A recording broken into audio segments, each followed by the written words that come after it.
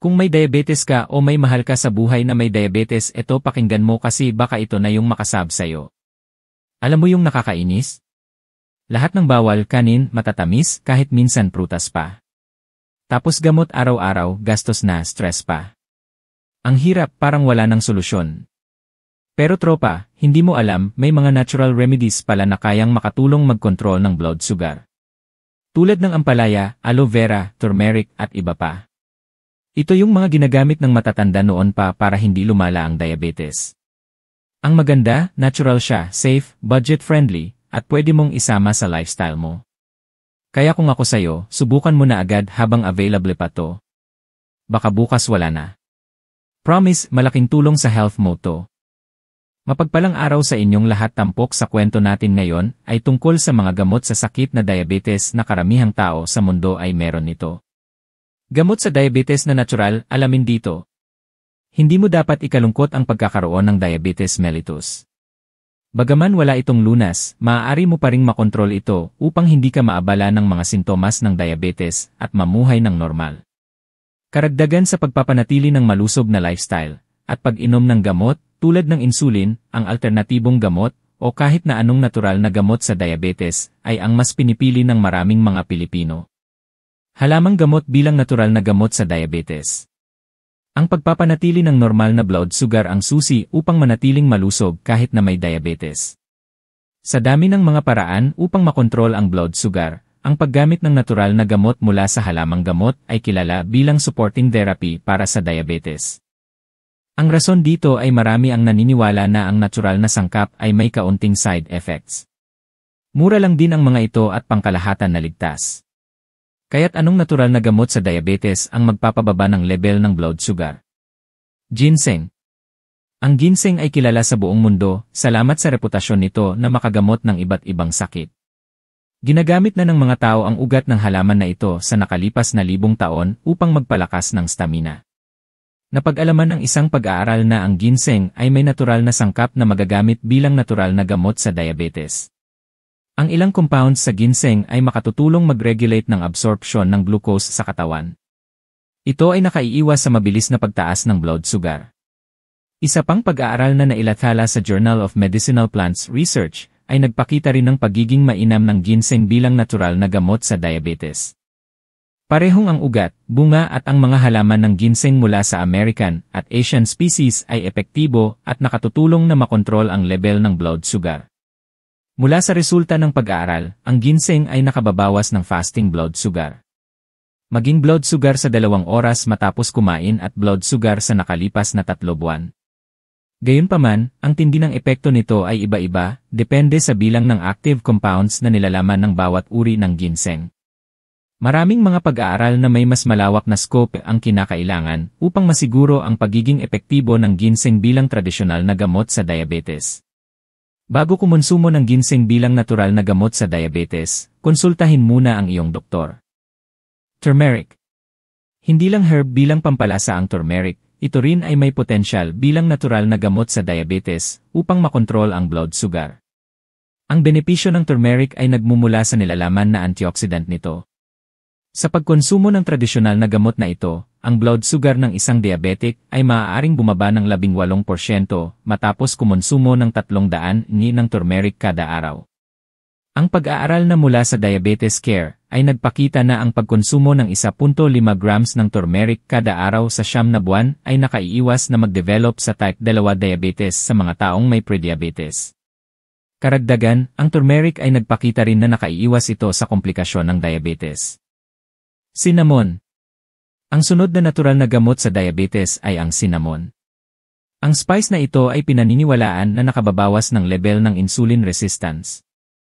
Ito rin ay nagpapababa ng level ng blood sugar matapos kumain, at lumalaban sa inflammation dahil nakapagpapataas ito ng glucose metabolism. Isa sa mga pag-aaral na sumusuporta sa benepisyo ng cinnamon sa pagpapababa ng blood sugar ay ang pag-aaral mula sa Journal of Diabetes Science and Technology. Napag-alaman ng pag-aaral na ang pagkonsumo ng 3 o 6 na gramo ng cinnamon kada araw para sa mga taong may type 2 diabetes ay nakapagpapababa ng level ng sugar at banta ng komplikasyon sa diabetes na kaugnay ng high blood pressure at sakit sa puso. Siyempre, hindi ibig sabihin nito na ang pagkain ng cinnamon ay magiging ayos na sa iyo na kumonsumo ng sugar at carbohydrates. Kailangan mo pa ring sundin ang rules sa pagkain ng mga masusustansya kung ikaw ay may diabetes. Black cumin. Ang black cumin ay pinagkakatiwalaang natural na gamot sa iba't ibang sakit, kabilang na ang diabetes. Lumalaban ito sa inflammation, nagpapababa ng level ng blood fat, at nagpapanatili ng kalusugan ng puso at atay. Ang pag-aaral mula sa Journal ng Oxidative Medicine at Cellular Longevity ay isinagawa sa mga hayop at napag-alaman ang parehong benepisyo. Ang benepisyo ng black seed bilang natural na gamot sa diabetes ay mula sa nilalaman nilang antioxidant na thymokinone. Kumukontrol ang antioxidant na ito ng blood sugar habang tumutulong na mapabuti ang production ng insulin secretion. Ang antioxidant thymokinone ay nakababawas din ng pagkakaroon ng diabetic dyslipidemia. Ito ay kondisyon kung ang level ng fat sa dugo ay abnormal, maaaring mataas o masyadong mababa.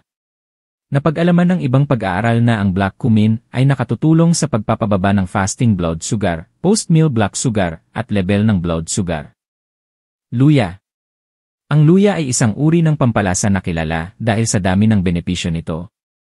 Ang pag-aaral mula sa Complementary Therapies in Medicine ay nagpakita na ang luya ay nagpapababa ng level ng fasting blood sugar at isa sa 88 diabetics na kumonsumo ng 3 gramo ng luya kada araw sa loob ng 8 linggo. Higit sa benepisyo nito ang efficacy ng luya bilang natural na gamot sa diabetes. Nakaiiwas ang luya sa inflammation na sanhi ng komplikasyon sa mata, maging ang sakit sa puso dahil sa diabetes. Muli, ang resulta ng pag-aaral tungkol sa benepisyo ng luya bilang natural na gamot sa diabetes ay limitado pa rin. Marami pang pag-aaral ang kinakailangan upang matukoy ang pagiging epektibo nito at ligtas bilang halamang gamot sa diabetes. Aloe vera. Ang aloe vera ay kilala bilang natural na sangkap sa lunas ng malusog na balat at buhok. Ito rin ay epektibo bilang natural na gamot sa diabetes. Ayon sa Global Diabetes Community page, ang aloe vera ay nakapagpapabawas ng level ng fasting blood sugar, Karagdagan, ang aloe vera ay nakatutulong din na magpababa ng level ng blood fat sa mga tao na may type 2 diabetes. Ang benepisyo ng aloe vera bilang natural na gamot sa diabetes ay mula sa nilalaman nitong lectins, mannans, at anthracinones. Ang mga active compounds ay kilala na nakagagamot ng diabetic wounds. Nababawasan nito ang pamamaga at napapabilis ang proseso sa paggaling. Sibuyas. Marami ang naniniwala na ang sibuyas ay nakatutulong sa pag-stabilize ng level ng blood sugar. Sa kasamaang palad, walang sapat na pag-aaral upang matukoy ang veracity ng halamang gamot na ito bilang natural na gamot para sa diabetes. Gayunpaman, may isang pag-aaral sa Journal ng Environmental Health Insights na kabilang ang mga tao na may type 1 diabetes at type 2 diabetes na nagpakita na ang pagkain ng 100 gramo ng hilaw na sibuyas kada araw ay nagpapababa ng blood sugar. Nabanggit din ng ibang pag-aaral na ang pulang sibuyas ay nakapagpapababa ng level ng sugars matapos kumain. Sospetya ng mga eksperto na ang pulang sibuyas ay maaaring epektibo bilang halamang gamot para sa mga taong may diabetes. Ito ay sa pamamagitan ng pagtaas ng level ng insulin.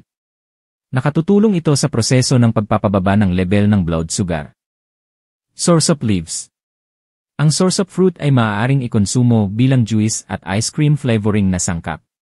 At ang soursop leaves ay ginagamit din bilang natural na gamot. Isa rito ay ang halamang gamot sa diabetes. Sa Journal ng Pharmacognosy Research, ipinakita ng pag-aaral noong 2017 na ang soursop leaf extract ay naglalaman ng polyphenols at flavonoids na antihyperglycemic at nakababawas ng rate ng breakdown ng sugar mula sa pagkain papuntang simple lamang. Nakapagbibigay ito ng mas maraming oras para sa pancreas upang mag-produce ng sapat na insulin. Ito ay makatutulong na mag-absorb ng blood sugar. Sa ibang salita, ang soursop leaf extract ay may potensyal na makontrol ang level ng blood sugar sa mga diabetics. Upang makuha ang benepisyo ng soursop leaves bilang natural na gamot para sa diabetes, kailangan mo muna itong iproseso. Sa ngayon, ang ilang mga pag-aaral ay nagpakita na may kaunting potensyal na halamang gamot na makapagpapababa ng blood sugar sa mga diabetic na pasyente. Kahit na ganun, ang halamang gamot ay hindi pamalit para sa medical na gamot o di kaya ay nag-iisang lunas para sa diabetes. Maaaring epektibong kasama ng mga halamang gamot ang mga gamot na medical sa diabetes. Laging talakayin muna kasama ng iyong doktor ang kahit na anong gamot. Mahalaga na maunawaan na ang kahit na anong gamot sa diabetes na natural ay hindi laging ligtas at hindi laging pareho ng epekto para sa lahat. Maaaring epektibo ito sa ilang mga tao, ngunit sa iba ay hindi. Para sa mga diabetic na pasyente na may history ng allergies o ibang malalang sakit, tulad ng cancer, high blood pressure, hypertension, at sakit sa puso, maaaring makaranas sila ng masamang reaksyon matapos kumonsumo ng tiyak na tradisyonal na gamot. At dito nagwawakas ang ating kwento, sana ay nagustuhan nyo at makatulong ito. Maraming